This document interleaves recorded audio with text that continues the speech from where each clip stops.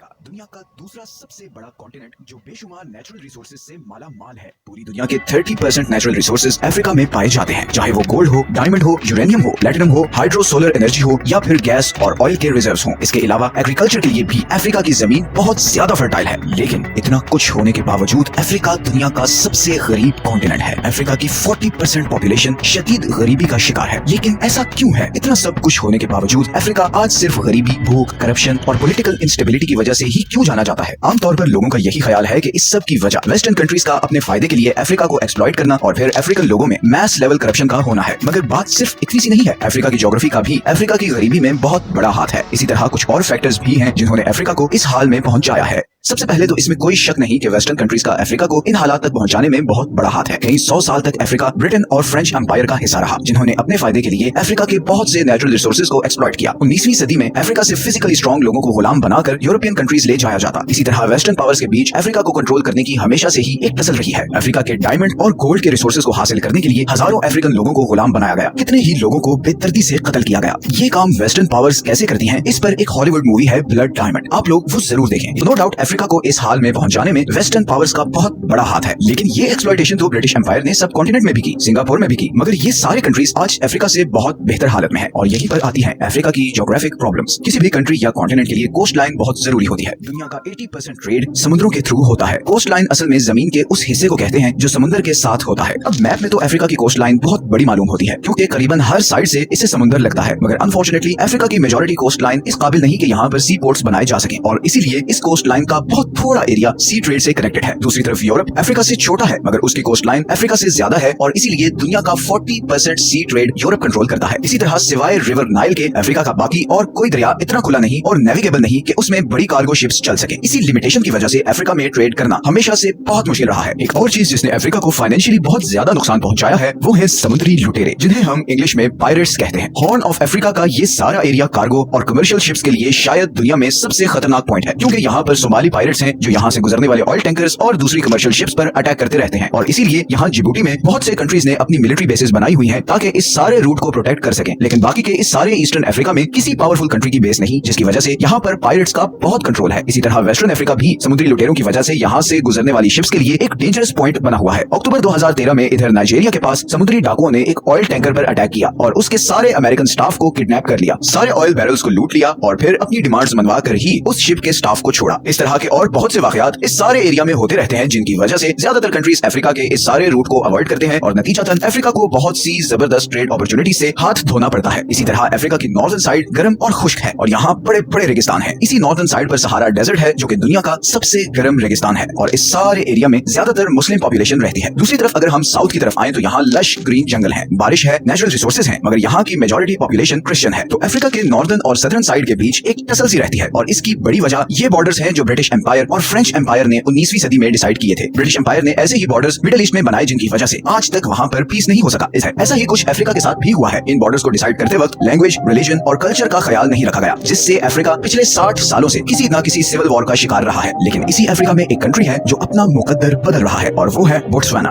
Botswana आज Africa का सबसे अमीर कंट्री है। बोट्सवाना भी बाकी अफ्रीकन कंट्रीज की तरह 1967 में ही ब्रिटेन की गुलामी से आजाद हुआ, मगर आज जहाँ बाकी अफ्रीका शदीद गरीबी का शिकार है, वहीं बोट्सवाना की पर कैपिटा इनकम मैक्सिको और कोस्टा रिका के बराबर है। बोट्सवाना ने ये सब कैसे अचीव किया, ये हम बहुत जल्द एक और वीडियो में डिस्कस करेंगे।